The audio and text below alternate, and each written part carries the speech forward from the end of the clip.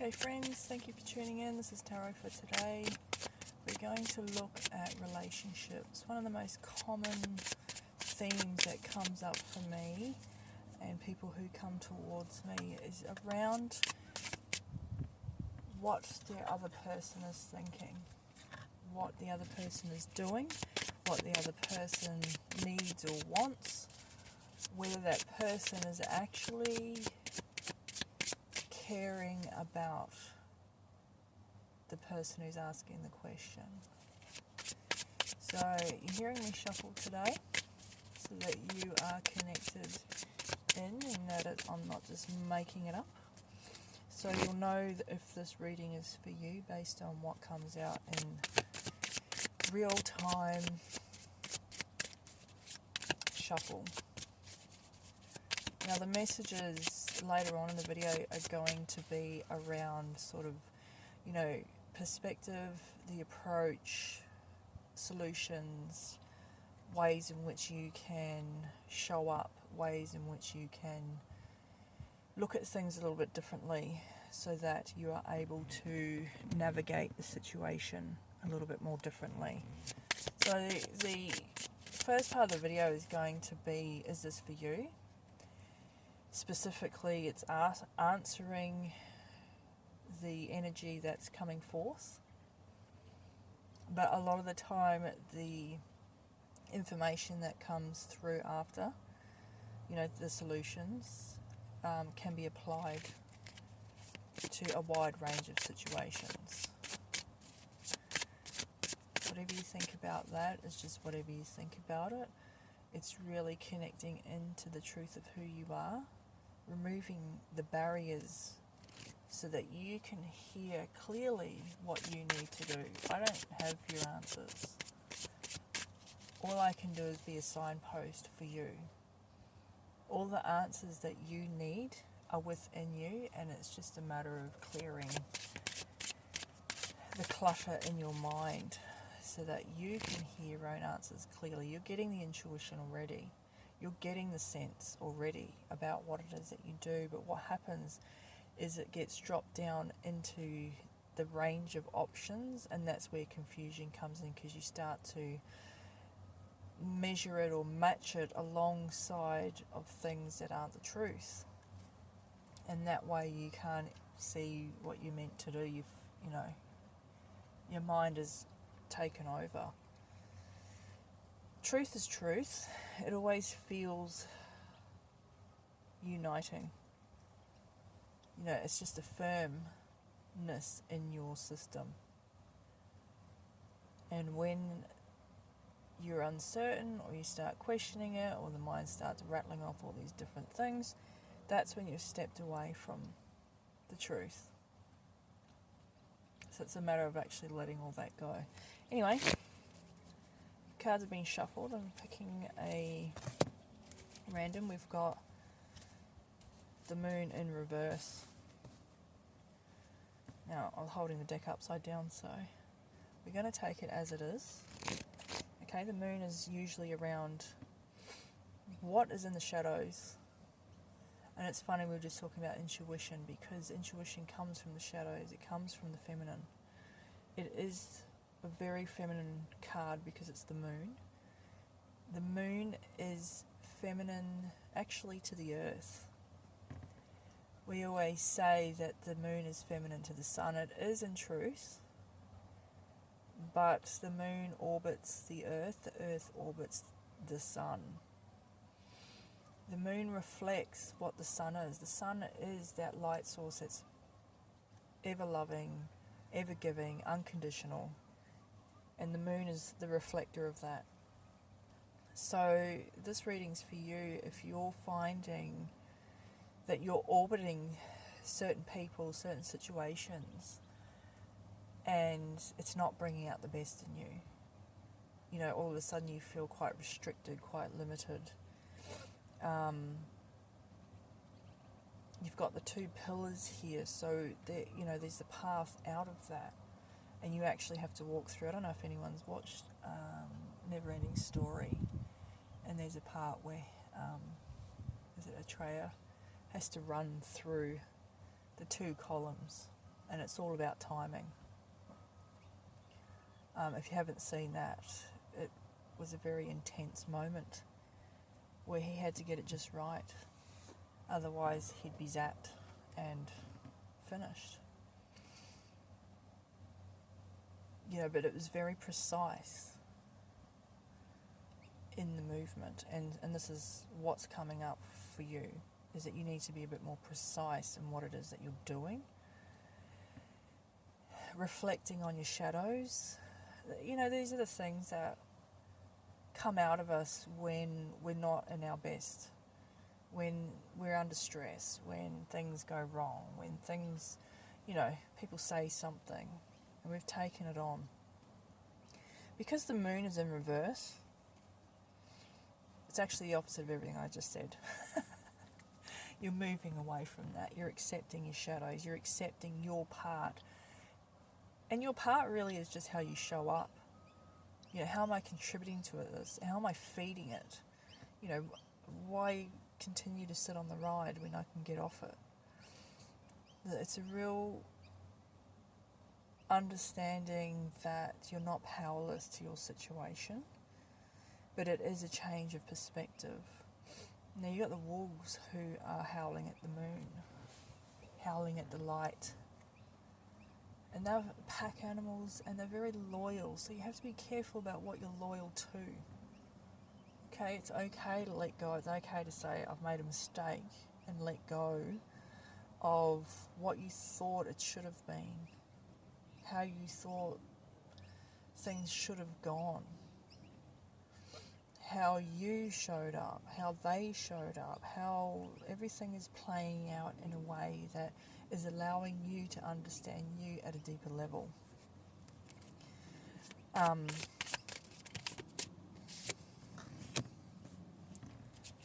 We've got the Five of Wands. I'll turn the deck up around the right way now. So, Wands is around your desires, it's your intentions, it's your projects that you want to experience in life. It's where your heart is, right? We've got the Five, which is always about change. It's always about making decisions around the options of which one you should go with. Now, you can see that these people here in the card, and it's generally, Five is considered for conflict. So conflict around your desires. Which one should you do? Which one should you tackle first? You want to build the empire. You want the home and the relationship and whatever it is. But like I said before, what ends up happening is it gets muddied up with all the other parts of your mind. It gets muddied into a state where you can't hear yourself properly. You can't hear the truth of who you are, the spirit's version of you that's trying to create through you. And so you're sort of jumping from thing to thing to thing to thing to thing. This is asking you to be more conscious, to slow down. If you can relate to this, what we're going to look at next is what's the underlying energy of the situation that you're in. Awareness is really helpful to go, you know what, if we zoom out from this and we actually see it as a sequence of steps, what led into this and what can we do to lead out of it? Where are we actually going to? So these are the hidden secrets of the heart oracle. And we're going to look at the energy.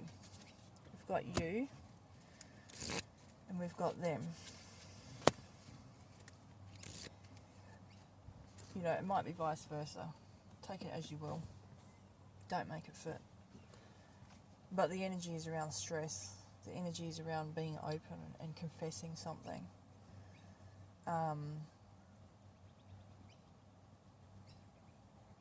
There's a lot of unsettled energy on both sides. This one, the confessions, is around owning up to how things are for you. we've got the moon and next to the confessions. The start of this talk was about the shadow. What's in the shadows? You know what's in the shadows by the way that you're reacting. We're not always positive. We're not always our best. And lots of things can contribute to that, such as stresses. The other person is feeling stressed around, they're going through the same motions, just in a different way. What do I mean by that? Both parties are not in their powerful self. They're caught up in the nitty-gritty. They're caught up in the emotions. And this is why I keep saying you've got to step back. You've got to give it breathing space. You have to wave a white flag and, step back from the situation and detach. Otherwise, what happens is you start to pull all this other stuff, these other energies in, these other, things. Oh no, I've got to do that. Oh no, but I've got to find this, and I've got to do this, and I've got to do that. And you start pulling in other people's problems and other dramas, and underneath all that, it's an emotion, it's a feeling, and it's like a whirlwind. Or if you look at the water, it's like a whirlpool. When it goes down the plug hole, it starts to swirl around and it's pulling everything into that hole. This is time to step back. Sorry, you probably can't see that. But this is time to step back from the situation and reset. Find yourself for meditation. Find yourself in the breath. You don't need to go to these elaborate retreats and these full-blown silent retreats. I mean, they're all wonderful and they're really great experiences. The point is, you are trying to find yourself in the noise. You're trying to find the calm in the storm. That is the point of meditation. That is the point of these retreats. It's knowing who you are despite all the environmental factors contributing to the situation. Does that make sense? You're simplifying, getting your energy back, remembering who you are, and then bringing that energy into every situation. Now, the minute you step off that, you'll start to feel stress. The minute you step off that, you'll start to feel tension. And that is your indication to say, okay, hang on a sec. Before we move forward, pause here, reorient, take another step forward. You're all going through something. The only real thing that you have control over is how you respond. So you need to find your center first. You need to find yourself before bringing in the other person. You need to know what it is that you actually want. What are your expectations? What's your standard? How did the relationship deviate from that? Because that's where you want to go back to. And look, people have free will. People have their own choices to make. And if it's not in alignment with them, then always there's a decision to be made, which is to either continue on or let go. And that can be one of the hardest things, especially if you're fighting for the relationship. But if they're pulling away even more,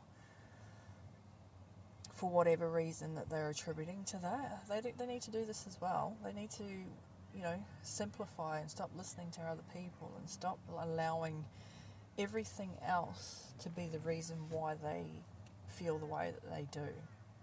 The focus is external. Both parties need to pull back, reset, reorient. And you are looking again at the basics. What's the underlying value? Relationships go through motions, okay? It's like a ship on the ocean. There's rolling waves, there's calm waves, or calm waters. Things outside of the ship's control, which is like the weather. You get good days, you get storms. And it's how you weather it determines where it goes from there. And not everybody has those right coping mechanisms. You have to get yourself straight first. They have to get themselves straight first. Then you remember what the relationship was built upon, the foundation. Are those values there, or are they buried deep underneath all the clutter? Focusing 10 years from now, where do you want to be? If your idea is to be with this person, what is it about that? What do you see in that relationship? Because really it's not the person, it's the experience. And that's something that a lot of people sort of forget about. You're building and co-creating with someone, and you have to look at whether that person is right for the position. You have to decide, like some of you are out there just wanting to build a family. And you have to unpack that. What does that mean to build a family? What are you guys doing? How many kids do you have? Where do you live? How do you spend your weekends? How do you spend family time? How do you spend date night? How do you spend individual time? How does each parent show up for each child? How are the finances? This is something that you both have to contribute towards, but you both need to define it and understand it and reevaluate every so often. Every business that operates has a vision, and then they bring in people to help build that vision. It becomes like a family or a culture, and that business needs to reevaluate where they're going often. Are they financially on track? Are they emotionally on track? Are they still in line with their vision and their mission? We need to do that with our own personal lives. We need to do that with our relationships, with our relationship to money. All aspects of our lives need to come together. They're all individual parts, but they work as a holistic, harmonious operation. If you want to think of another metaphor, it's like cooking. Everyone brings their ingredients, and you just add in the right amount of ingredient to get the right taste, or the taste that you love. And so we're trying to simplify you first before trying to simplify the relationship. Because if two people are coming from a place of wounding or chaos or stress, or there's a shadow that's arisen, it's coming to a place of acceptance. I feel like because the moon's in reverse, there's this recognition that you are aware of what your strengths and what your weaknesses are. They need to be aware as well. And then you create contingency. How do we work with this? Or do we need to fully let it go because it's not going to contribute to the picture?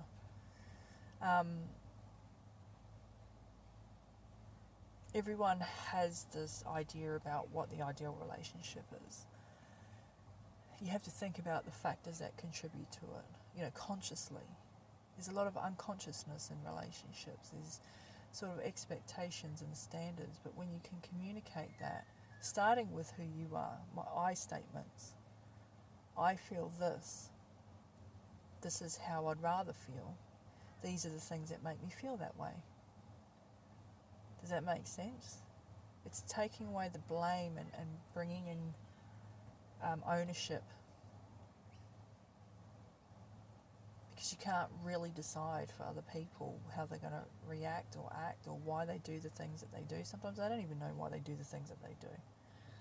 And I get a lot of calls for people ringing up wanting to know about this particular person. And it's more along the lines of, what are you actually putting your power into? What are you fueling? What garden are you watering? And I want you to think of a relationship like that. It is a garden. Whether you're male or female, you're tending a garden. You're saying, here is the boundaries. Here is the relationship. Here are my pretty flowers and my vegetables and all the things that I want in that garden. And you're bringing someone in to add to that. You don't want them to bring in the weeds, but we've all got weeds, right? It's just how we cope with it and how we handle it. Both parties need to have the same mindset in the sense of how do we approach these particular bumps in the road and how do we approach creating a life that we love. You know, it's got to be win-win for everybody. Going to pull what in the relationship can help. So at random, I've pulled the barriers card.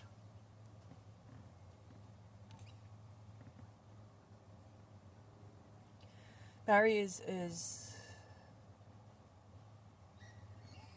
about setting those boundaries, setting the perimeters. You might call them standards, you might call them expectations, you might call them, you know, languages that make you feel loved.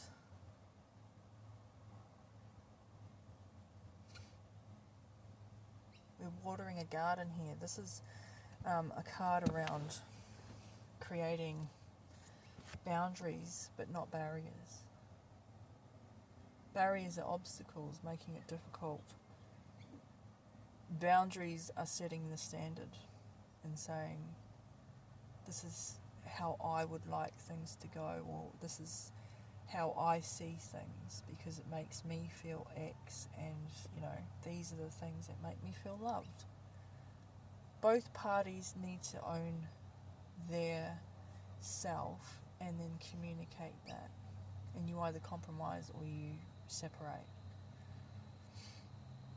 There's a person here standing in a robe and they're facing what is a temple. You know, a temple is sacred. A temple is a place of reverence. It's a spiritual home in a physical form. It's a place where you let go of all of your story and all of your worries and fears and all of your preconceived ideas and conditionings. It's a place that you reset. So before I said to you can go meditate, you can focus on your breath, or you can do something like, you know, visit a temple, because it's in that silence that you get to see and hear and feel your current state of mind, how that's affecting how you're feeling, or vice versa. You're feeling a certain way and it's pushing on a story. You have to make that decision. Is this actually contributing to my relationships, or is it taking away? There's a sense of honour before stepping into the temple. You know, and this person isn't actually at the doorway as yet. You know, there's 2 guard dogs there. And you have to make that choice. When I step beyond here, am I willing to let go of certain things in order to reach my sense of sacredness? Both parties need to do that. And if one party is only doing that, you get to make that decision about what happens next.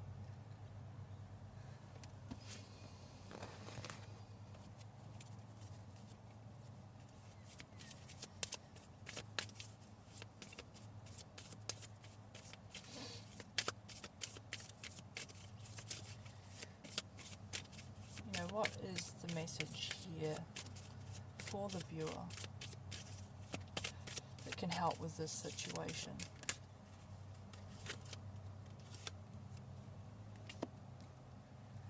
Cutting cords.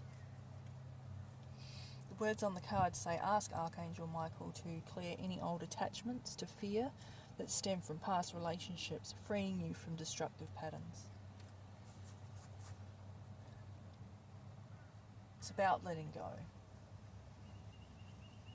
It's about letting go of being right or being wrong. It's about wanting to have more connection, first with yourself and then with your partner. But they must do the same.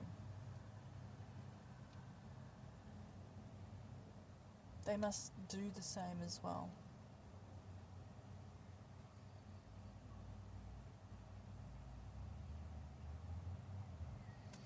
look at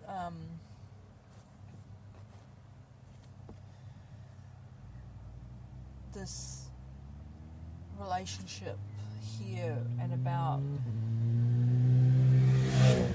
stepping into the temple,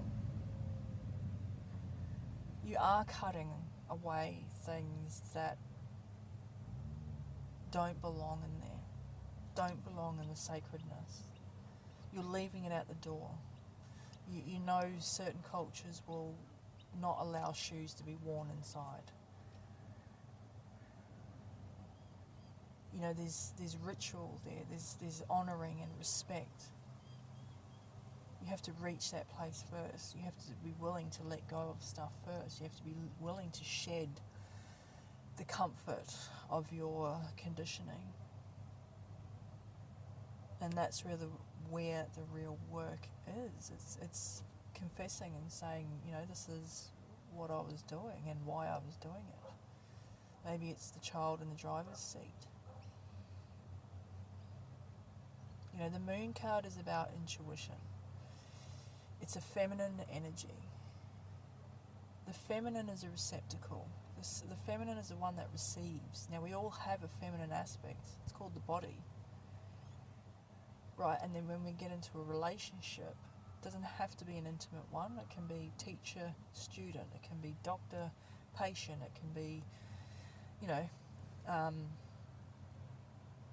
whoever plays the masculine role and their subordinates, or, you know, before you get triggered, it's where the person is receiving from the head role, the head position. And it works as a team. So starting with yourself, the body is the feminine, the body is the one that feels. Alright, and what's giving the feelings is what's in the mind, not just the nerves feeling the wind on your face and that. We're talking about the thoughts that are driving the internal system. When you stop thinking that thought, what happens? When you shift your mind into your body and you take a deep breath and you release through the mouth, what happens? Momentarily everything goes quiet. Momentarily you feel a sense of peace. Okay, this person is standing here at the temple, contemplating about what it is they're going to set down and leave at the gate.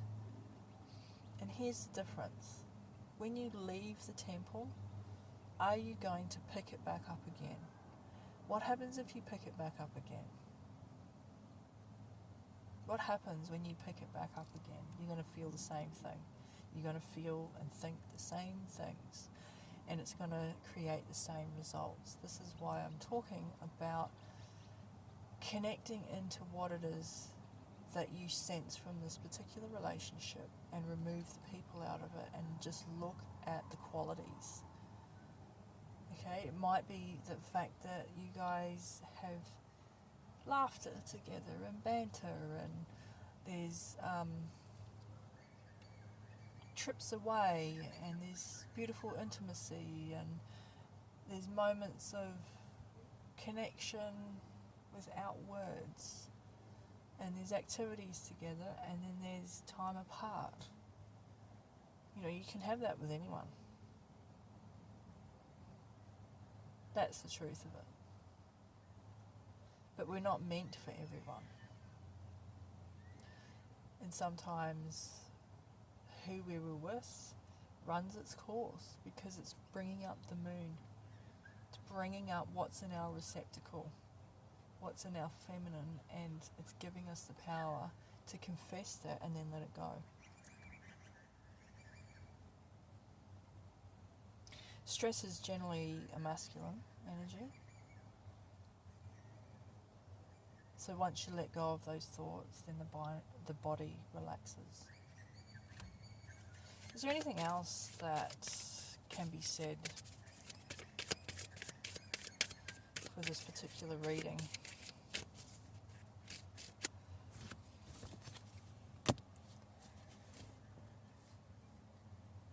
You see that? It's workshops and seminars. Get the support and help that you need in order to go through. the situation that you find yourself in. The character on the card's got arms wide open, so it's about letting go of what you think the problem is,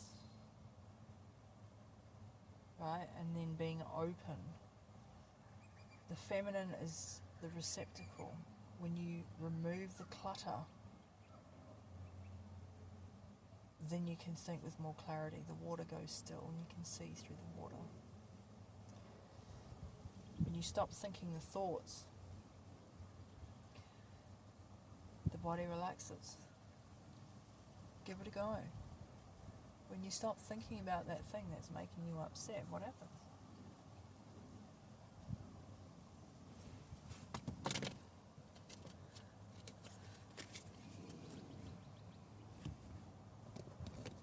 I'm going to finish with a affirmation.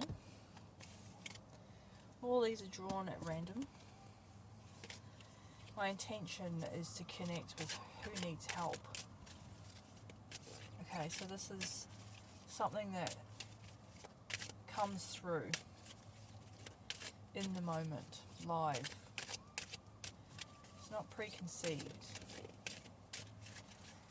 We want people who are at home in their body, and at home in their mind, and at home in their spirit. And then they're in a position to share with someone who's also at home in their mind, body and spirit. Sometimes you have to make the decision that that person needs to grow up, but you can only do what you can do. You can't force someone to see it the way that you see it. You can lead by example. I'm picking out something for you.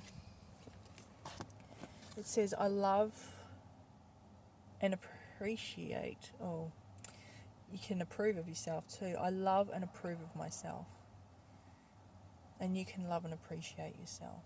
Start there first. Because some of you can beat up on yourselves pretty harshly and blame yourself for, why it's going wrong, or you should have done something different. It's not really. It says, I appreciate all that I do. I am good enough just as I am. I speak up for myself. I ask for what I want, and I claim my power.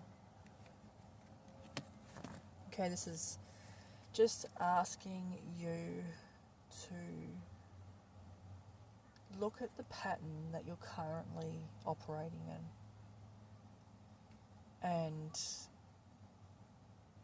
I'm pretty confident and guaranteeing that you are not in your powerful self at the moment.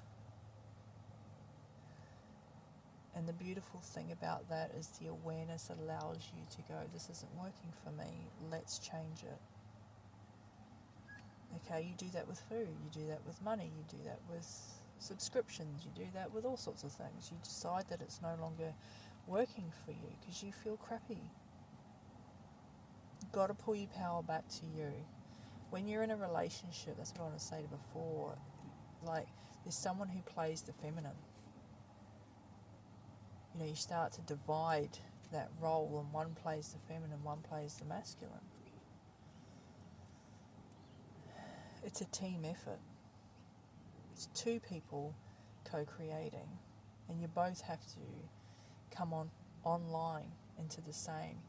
The feminine receives the masculine's idea and can determine whether that's useful or not. Like if it's win-win for everybody. If it's not, you just keep going back to the drawing board until you find the one that works. You can't have two masculines in a relationship because you just butt heads. You can't have two feminines in a relationship because it can pile on the pylons. It has to have the balance. The masculine directs and guides and anchors. The feminine advises and multiplies. And you do that within your own system. You do that within yourself. You do that when you want to do something and your body says yay or nay. Your gut instinct says yay or nay. No. Yes. You just know. when you're uncertain, when the mind starts throwing up stories, or you got an intuitive hit and then you start doubting it and reasoning against it, it's created division between the two. So you got to simplify back to what it is that you want, or simplify back to feeling a sense of calm and peace. Because the most powerful place to create from is when you have the least amount of beliefs and when you are calm.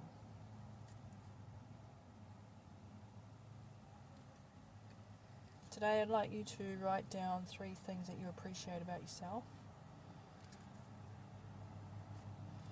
I'd like you to write down what you appreciate about your current partner or love interest. If you're not even connected with them, what is it about them that you love about them? Because really, it's the quality that you see, not the person.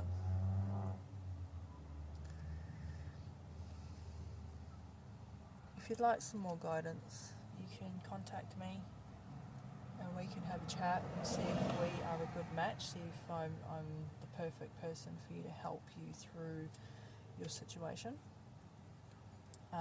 It'd be great if you could leave a comment on your thoughts around this. And I'm wishing you a beautiful day, lots of love, and that you deserve all goodness in your life.